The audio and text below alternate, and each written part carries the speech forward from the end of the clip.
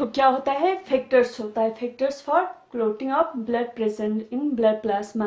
Blood plasma के अंदर जो फैक्टर्स 13 फैक्टर्स होता है क्लोटिंग के लिए जो ज़रूरत पड़ते हैं फाइब्रिनोजन के साथ साथ, वो फैक्टर्स भी ब्लड प्लाज्मा के अंदर प्रेजेंट होती है। लेकिन जो फैक्टर्स प्रेजेंट होता है ब्लड प्लाज्मा के अंदर, क्लोटिंग फैक्टर जो प्रेजेंट होता है वो इनएक्टिव फॉर्म में प्रेजेंट होता है, प्रेजेंट इन इनएक्टिव फॉर्म। वो एक्टिव फॉर्म में नहीं होता है, इनएक्टिव फॉर्म में प्रेजेंट होता है। ठीक है, ठीक है। तो blood plasma also contains, it also contains, it also contains, plasma also contains vitamins. इसके अलावा वाइटामिन्स होता है, हार्मोन्स होता है, यूरिया, ये सारे चीज़ें होता है, vitamins, urea, hormones, extra hormones extra. ठीक है, प्लाज्मा के अंदर अगर क्लोटिंग फैक्टर नहीं होता है, तो प्लाज्मा के अंदर अगर क्लोटिंग फैक्टर नहीं है उसको कहा जाता है serum. Means plasma without clotting factor is known as serum. Plasma without clotting factors is called serum. ये हो गया ब्लड के जो फर्स्ट कंपोनेंट है ब्लड प्लाज्मा के बारे में। ठीक है, ब्लड के अंदर हमने कहा कि एक तो ब्लड प्लाज्मा होता है, ब्लड का प्लाज्मा होता है, सेकंड होता है फॉर्म्ड एलिमेंट्स। ब्लड प्लाज्मा के अंदर ये चीज़ें होता है। अब सेकंड जो है फॉर्म्ड एलिमेंट्स, अब इसके अंदर क्या होता है, देखो फॉर्म्ड एलिमेंट्स क्या होता है। ठीक है, सेकंड हमारे पास क्या है, बी पार्ट हमारे पास है फॉर्म्ड एलिमेंट्स। ब्लड प्लाज्मा हमें पता चल गया ये क्या होता है, फ्लूइड मैट्रिक्स होता है जिसके अंदर बहुत सारे चीज़ें, वाटर होता है, प्रोटीन्स होता है, ठीक है, कोगुलेटिंग फैक्टर्स होता है, मिनरल्स होता है, वाइटामिन्स होता है, हार्मोन्स, यूरिया, ये सारे ब्लड प्लाज्मा में होता है। अब सेकंड जो है फॉर्म्ड एलिमेंट्स। फॉर्म्ड एलिमेंट्स में क्या क्या होता है, ब्लड के जो सेकंड कंपोनेंट है फॉर्म्ड एलिमेंट्स, इसमें 3 चीज़ें होता है। ठीक है, ब्लड के फॉर्म्ड एलिमेंट्स में 3 चीजें होता है, एक होता है आरबीसी, एक होता है डब्ल्यूबीसी, एक होता है प्लेटलेट्स। ठीक है, तो erythrocyte, leucocyte and platelets are collectively called formed elements. और जो फॉर्म्ड एलिमेंट्स होता है वो 45% ऑफ, नियरली 45% ऑफ ब्लड होता है। ठीक है, 55% ब्लड प्लाज्मा होता है, जो बाकी जो 45% बचता है वो यही होता है, इसमें आरबीसी, डब्ल्यूबीसी और प्लेटलेट्स होता है। ठीक है, तो फॉर्म्ड एलिमेंट्स में हमारा आरबीसी आ जाता है, आरबीसी, ठीक है, डब्ल्यूबीसीज एंड प्लेटलेट्स। प्लेटलेट्स, आरबीसी को इरिथ्रोसाइट भी कहा जाता है और डब्ल्यूबीसी को ल्यूकोसाइट भी कहा जाता है। These are collectively called formed elements।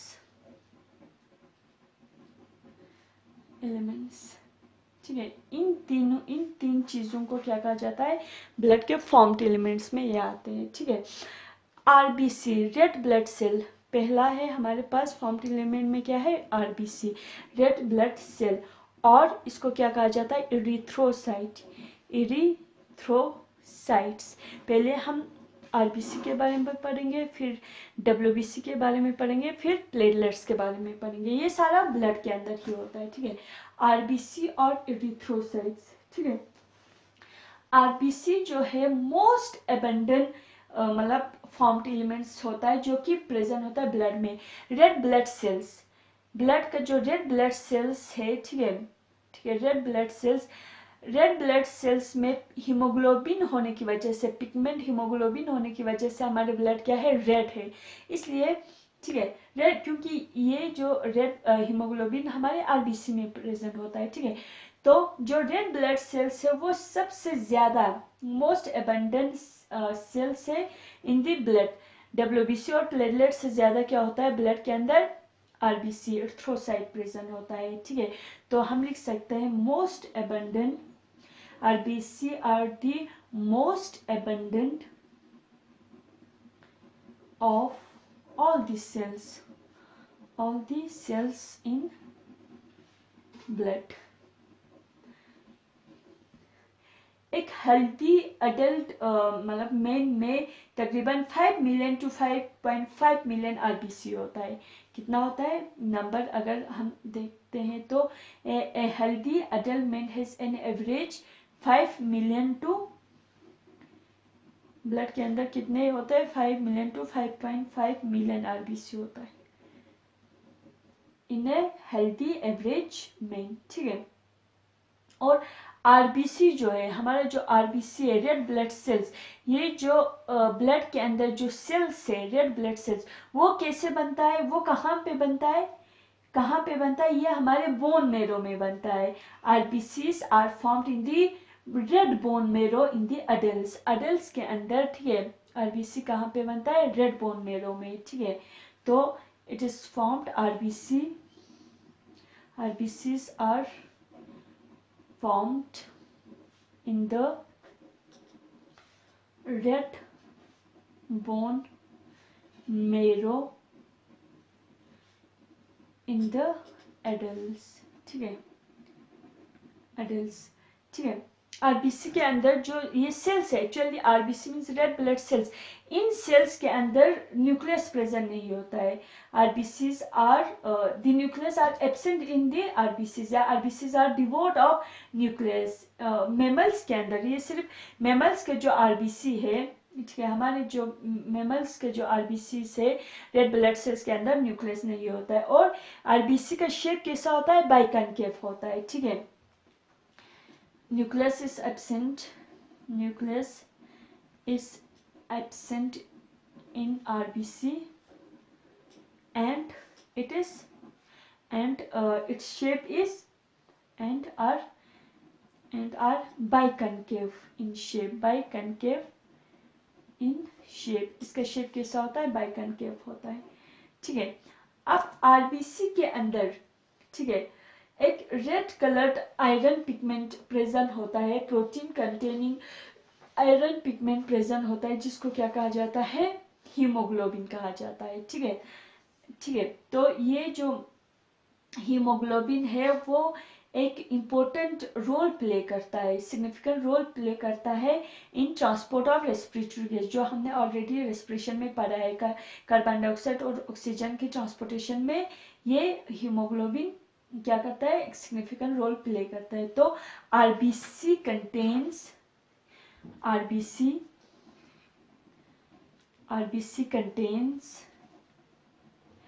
a red colored iron. Red colour क्यों होता है क्योंकि इसमें हीमोग्लोबिन में क्या होता है आयरन होता है. ठीक है. Iron containing protein pigment known as hemoglobin. Iron containing complex protein containing complex protein pigment या protein called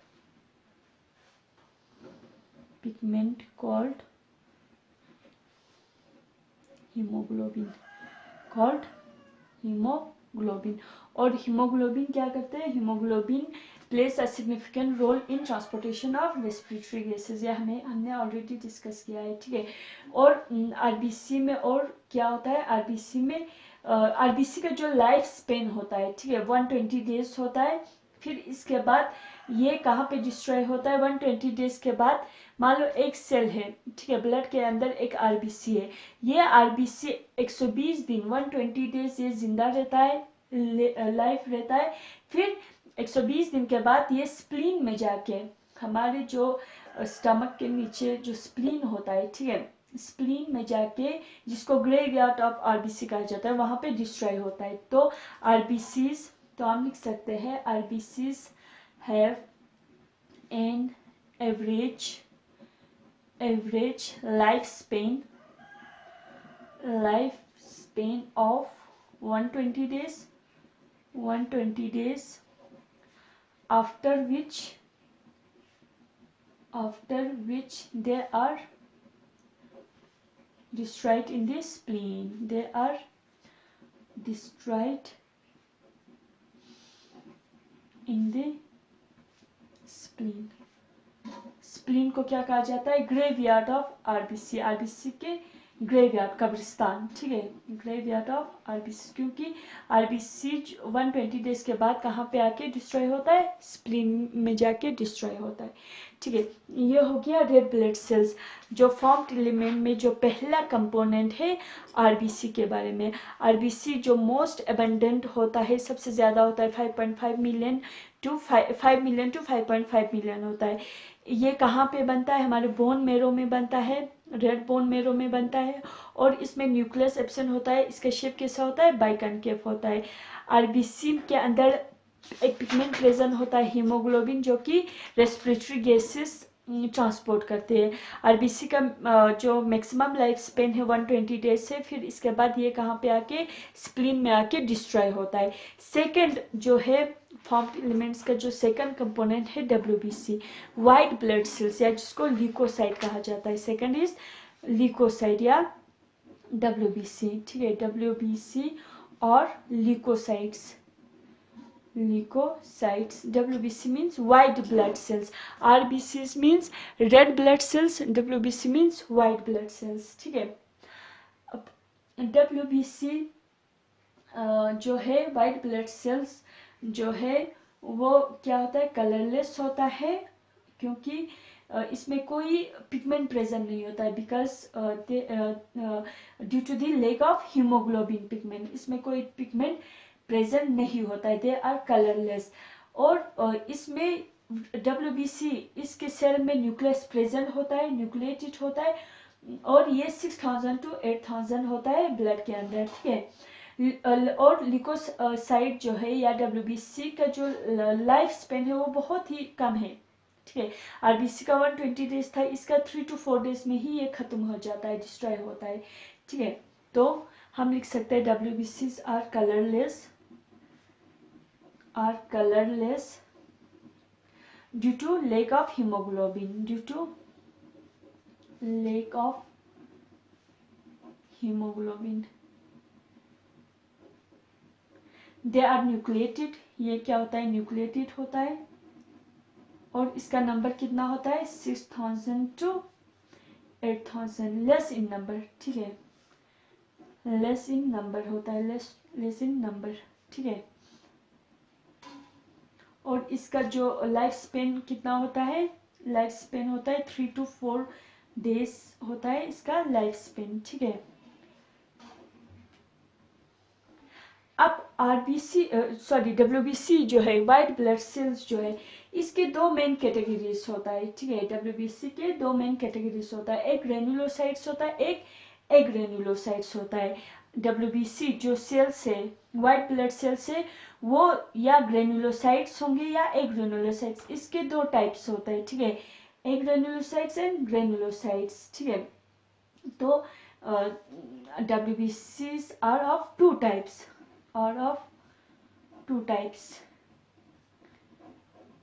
एक है ग्रेन्युलोसाइट्स एंड सेकंड इज एग्रेन्युलोसाइट्स. अब ये ग्रेन्युलोसाइट्स और एग्रेन्युलोसाइट्स क्या होता है देखो. ठीक है, ग्रेन्युलोसाइट्स एंड एग्रेन्युलोसाइट्स. जो ग्रेन्युलोसाइट्स होता है, ठीक है, ग्रेन्युलोसाइट्स में हमारे बेसोफिल, इजोनोफिल, न्यूट्रोफिल, जो आप लोगों ने सुना होगा, ये तीन चीजें आते हैं. और लिम्फोसाइट्स और जो मोनोसाइट्स है वो एग्रेन्युलोसाइट्स है. ठीक है, तो ग्रेन्युलोसाइट्स में क्या आता है? न्यूट्रोफिल्स. इसमें ग्रेन्यूल्स, इनके सेल्स के अंदर क्या होता है? ग्रेन्यूल्स प्रेजेंट होता है. ठीक है, ग्रेन्यूल शेप्ड होता है. Neutrophils, eosinophils and basophils. Phils are granulocytes and while lymphocyte and monocyte. Lymphocytes and monocytes are agranulocytes. Granulocytes, ठीक है। इन सेल्स में से ग्रेनुलोसाइट्स और ग्रेनुलोसाइट्स में से सबसे ज्यादा न्यूट्रोफिल प्रेजेंट होता है 60-65%, ठीक है। और सबसे कम क्या होता है, बेसोफिल्स होता है, जो कि 0.5 to 1% होता है। सबसे ज्यादा न्यूट्रोफिल्स होता है, ठीक है। Neutrophils are the most abundant, neutrophils most abundant सबसे ज्यादा होता है। अबंडेंट सेल्स 60-65%, ठीक है। कितना होता है, 60-65% ऑफ टोटल आरबीसीज। और लीस्ट जो होता है वो बेसोफिल होता है। बेसोफिल जो होता है लीस्ट सेल, सबसे कम लीस्ट सेल्स होता है। ये कितना होता है, 0.5 to 1%, ठीक है। अब न्यूट्रोफिल और जो मोनोसाइट्स है, ठीक है, ये ग्रेनुलोसाइट और ग्रेनुलोसाइट, न्यूट्रोफिल और जो मोनोसाइट है वो फेगोसाइटिक सेल्स है। ये फॉरेन जो सब्सटेंस है उनको डिस्ट्रॉय करता है। तो हम लिख सकते हैं न्यूट्रोफिल्स एंड ये दोनों न्यूट्रोफिल्स और मोनोसाइट्स, ये डब्ल्यूबीसीज क्या है, फेगोसाइटिक सेल्स है which destroy foreign substance. Neutrophils and monocytes, monocyte कितना होता है, तकरीबन मोनोसाइट होता है 6 to 8%, ठीक है। Are phagocytic cells which destroy foreign, ठीक है, which destroy foreign organism entering या फॉरेन सब्सटेंस या foreign organism entering the body, foreign organism, ठीक है। न्यूट्रोफिल्स हो गया, ठीक है। मोनोसाइट्स का फंक्शन, न्यूट्रोफिल और मोनोसाइट क्या करता है, ये एक्चुअली बॉडी को प्रोटेक्शन देता है। ये फेगोसाइटिक सेल है तो ये फॉरेन मटेरियल्स को, फॉरेन सब्सटेंस को डिस्ट्रॉय करता है, ठीक है। सेकंड है बेसोफिल्स, ठीक है। बेसोफिल, इसका क्या फंक्शन है, ये वासोकंस्ट्रिक्टर या जो वासोडाइलेटर है वो सिक्रीट करता है। Basophil secretes histamine, serotonin and heparin. Basophil का क्या फंक्शन है, basophils secretes histamine, serotonin, heparin extra. ये जो बेसोफिल्स क्या सिक्रेट करता है, हिस्टामिन, सेरोटोनिन, हेपेरिन। ये एक्चुअली ये क्या है, या कुछ वासोकंस्ट्रिक्टर या वासोडाइलेटर है, ठीक है। ब्लड वेसल्स को कंस्ट्रिक्ट या ब्लड वेसल को डायलेट करने में मदद करते हैं ये चीजें, ठीक है। और ये कौन सिक्रेट करता है, बेसोफिल सिक्रेट करता है। और बेसोफिल इन्फ्लेमेटरी रिएक्शन में भी इवॉल्व होता है and are involve in inflammatory reaction, it also involved in inflammatory reaction, ठीक है।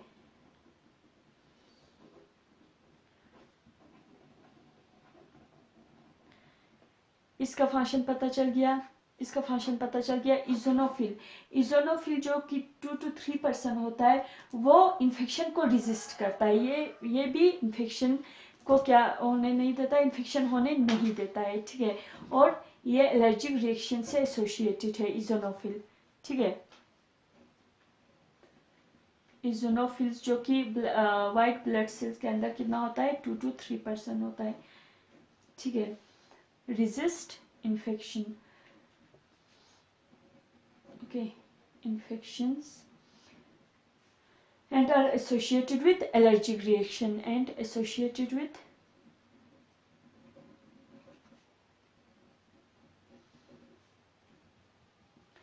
allergic reaction।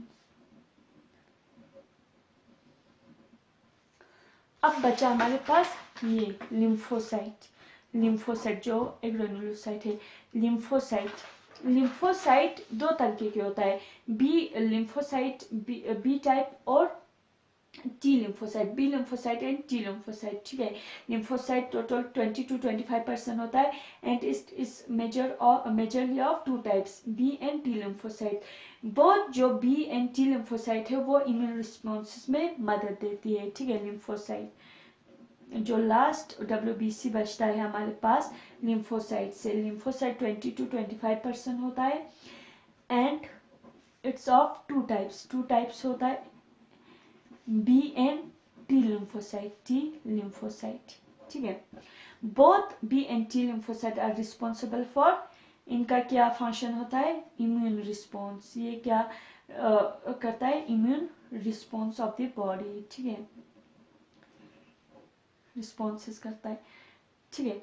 अब ये हो गया हमारा सेकंड जो फॉर्म्ड एलिमेंट्स में, ठीक है, फॉर्म्ड एलिमेंट्स में जो सेकंड था, ठीक है, सेकंड कंपोनेंट था. एक तो हमारे फॉर्म्ड एलिमेंट्स में एक था आरबीसी जो हमने पढ़ा, सेकंड था हमारे पास डब्ल्यूबीसी. अब जो थर्ड बचता है फॉर्म्ड एलिमेंट्स में प्लेटलेट्स, वो हम नेक्स्ट क्लास में डिस्कस करेंगे.